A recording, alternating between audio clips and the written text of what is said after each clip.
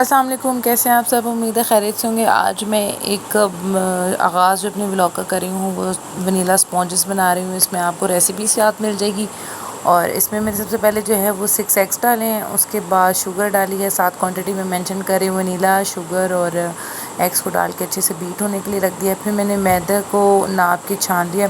2.25 cup तकरीबन 1 3 और 4 जो है वो 2 कप से थोड़ा सा कम, यानी 2.25 कप मैंने मैदा डाला है। और उसके बाद जो है मैंने इसके अंदर वनीला थोड़ी बेकिंग पाउडर डाला है, वो भी इतने 2.25 चम्मच, ठीक है, टीस्पून 1 3 और 4। और उसके बाद थोड़ा सा जो है वो मैंने नमक डाला है उसमें। अंडों में आधा कप ऑयल लिया और उस ऑयल में आधा कप दूध डाल दिया है। अब ये थोड़ा सा मैं ज़्यादा क्वांटिटी में बना रही थी 9 अंडों से, मगर आपको रेसिपी मैं एक ही दूंगी 6 अंडों वाली। तो जैसे ही ये फ्लफ़ी हो गए थे तो फिर मैंने जो इसमें लिक्विड इंग्रेडिएंट्स थे, दूध और ऑयल, वो ऐड कर दिया था। उसको अच्छे से मिक्स करने के बाद इसमें ड्राई इंग्रेडिएंट्स ऐड करके तो अच्छे से कट एंड फोल्ड मेथड के मुताबिक इसको अच्छे से मिक्स कर लिया। स्पेशला से अच्छे से मिक्स करने के बाद मैंने इसको 4 पैन्स लिए थे। ये मेरे 9 अंडों का मिक्सचर था। वैसे मैंने आपको रेसिपी 6 अंडों की दी है। 2 6-6 इंच वाले और 2 5-5 इंच वाले अच्छे मेरे केक्स के बन गए थे। 2 केक्स मैंने आज बनाने थे।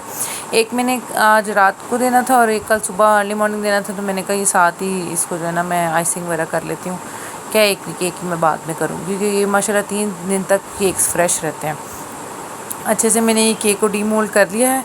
और उसके बाद मैं व्हिपिंग क्रीम जो है वो उसको बीट करूँगी और इनकी जो है क्रम कोटिंग के साथ आइसिंग वगैरह सारी करूँगी। तो इसको मैंने अच्छे से जो है बीट कर लिया था। बीट करने के बाद जब ये इस तरह से स्टेबल हो के आपका कप जो है वो पैन उल्टा करने के बावजूद गिरे ना, तो आपकी जो है वो व्हिपिंग क्रीम रेडी हो जाएगी।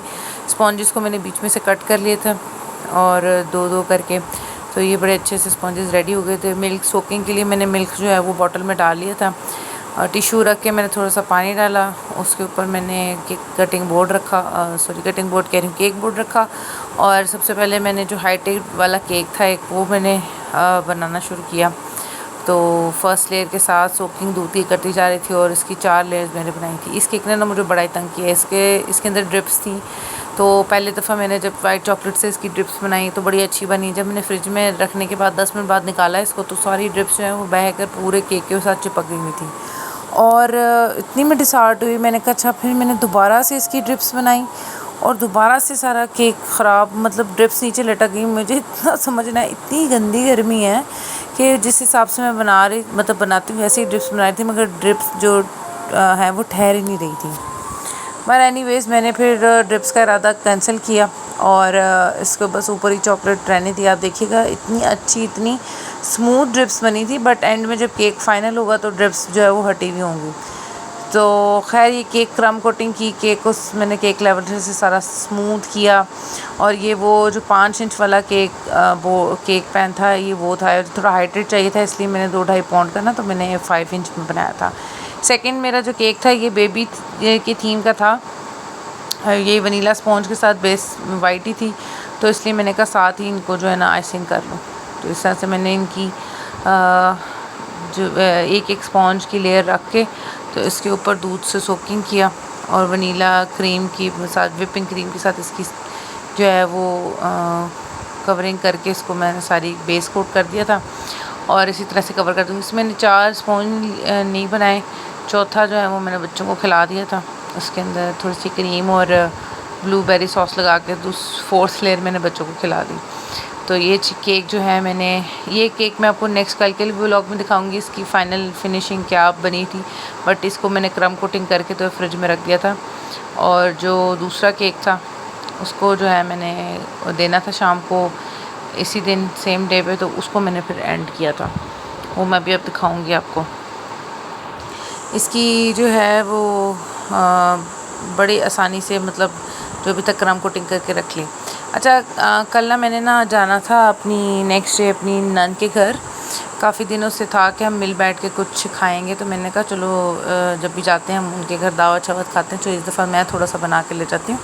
तो मेरा बड़ा दिल चाह रहा था मटन मंदी बनाने का। तो फिर मैंने मसाला जो था बेसिक सारे गरम मसाले और जितने भी हमारे मसाले होते हैं वो लेकर मैंने तो कोई मेरा स्पेशल मसाला नहीं था, बस मैंने उन सबको पीस लिया अच्छे से। और अजवाइन और सौंफ मैं ज़रूर डालती हूँ। तो जिस भी खाने में आप इस तरह के डालेंगे ना तो बड़ा हाजिम सा बनता है और उसको खा के ना आपका दिल नहीं मतलब जैसे होता है ना, जैसे मैदा भरा भरा हो जाता है, आपको बदहज़मी सी होती है, वो नहीं होता। तो नमक मैंने नहीं डाला था, वो मैंने एंड में डाल दिया। नमक डालना मैं भूल गई थी। साथ में इसको मैंने आधा पौना कप दही डाला। दही के साथ मैंने लहसुन अदरक के 2 बड़े टेबलस्पून चम्मच डाले और उसके बाद एंड में मैंने जो है वो थोड़े से लेमन 2-2.5 लेमन डाले थे, लेमन जूस। उसके बाद इसको अच्छे से मिक्स करके पूरी रान पे अच्छे से लगाना था। अब मैंने रान को ना पहले कट्स लगा के रखे थे, तो वो इतने सही मुझे लग नहीं रहे थे, और चूँकि मैंने इसको स्टीम रोस्ट करना था तो इसको मुझे कट लगाना था। इसकी हड्डी मुड़ ही नहीं रही थी, और मेरी आपको पता छुरी इतनी पुरानी, मेरी इतनी अच्छी छुरी इस रान की वजह से ख़राब हो गई, बीच में से डेंट पड़े। फिर मुझे याद आया यार मेरे पास तो एक टोका भी है। एनीवेज टोका से लेकर मैंने अच्छे से इसको टोके लगाए, इसकी हड्डी को मैंने आखिरकार फोल्ड कर ही लिया। उसके बाद बड़े बड़े अंदर मैंने कट्स लगाए अंदर डीप, ताकि अंदर तक सारा मसाला चला जाए। और ये इसकी हड्डी भी मुड़ गई थी। सारा पेस्ट जो है अच्छे से इसको मैंने मसाजी की, और बकरे की लात पे अच्छे से मसाज करने के बाद मैंने इसको मैरिनेट करने के लिए रख दिया था। और 4 बजे का टाइम था, 4 बजे से लेके सुबह 9 बजे मैंने इसको पकाना शुरू किया था। फिर मैं इंशाल्लाह आपको नेक्स्ट व्लॉग में दिखाऊंगी इसका फ़ाइनल मैंने कैसे बनाया था। खैर ये मेरा काम ख़त्म हो गया, और इसकी मैरिनेशन ख़त्म होने के बाद मैंने सोचा केक्स के ऊपर थोड़ा सा काम कर लूँ। तो अब मैं जो है वो केक्स आपको दिखाऊंगी कि केक्स मैंने कैसे बनाया। शेल्फ वाला क्लियर करने के बाद मैंने केक की ड्रिपिंग बनाई। वाइट चॉकलेट को मेल्ट करके उसके अंदर थोड़ा सा पिंक ऐड कर किया, कलर रोज़ पिंक। और इसके साथ इतनी अच्छी ड्रिप लग रही थी ना, इतनी क्यूट सी लग रही थी। बड़ा सिंपल सा केक था, मैंने कहा ये तो फटाफट बन जाएगा, इसका तो कोई मसला नहीं। मगर इस केक ने मुझे वो खपाई कराई जिसका कोई मतलब इंतहा नहीं। खैर मैंने सारी ड्रिप्स करने के बाद इसको ऊपर सारा क्लियर किया, इसको सारा इक्वल किया। और ये मेरी ड्रिप्स ना बड़ी पहली दफ़ा ऐसा हुआ कि ड्रिप बची नहीं ना, तो मैं बड़ा खुशी में ना हमेशा बच जाता है। फ्रिज में मैंने रख दिया। ऊपर से ना मैं इसके थोड़ा सा नाम लिखना था, अरूज फातिमा, और साथ में छोटी सी बोस थी, वो मैंने रेडी की। और जब मैंने केक बाहर निकाला तो ये केक सारा का सारा जो है, सारी ड्रिप्स बैठ गई थी सारी। मैं क्या ही बताऊँ, ड्रिप्स का बुरा असर था।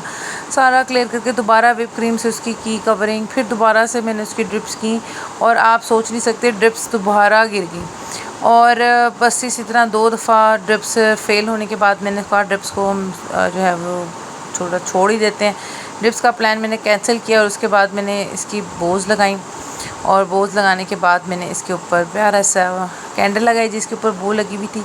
और ये मेरा ये सब रेडी हो गया। बस एक जो थी नीचे बैनर लगाना था जिसके ऊपर अरूज फातिमा लिखना था। ये लिखने के बाद अब मैं आपको बताती चलूँ, इन ड्रिप्स की वजह से मैंने क्लाइंट को 500 कम भी कर दिया, क्योंकि ऑब्वियसली सेम केक नहीं बना था, जो भी था वेदर की वजह से। खैर आप बताएं आपको कि कैसा लगा और मेरा व्लॉग कैसा लगा। अच्छा लगा तो लाइक शेयर सब्सक्राइब जरूर करिएगा। अल्लाह हाफ़िज़।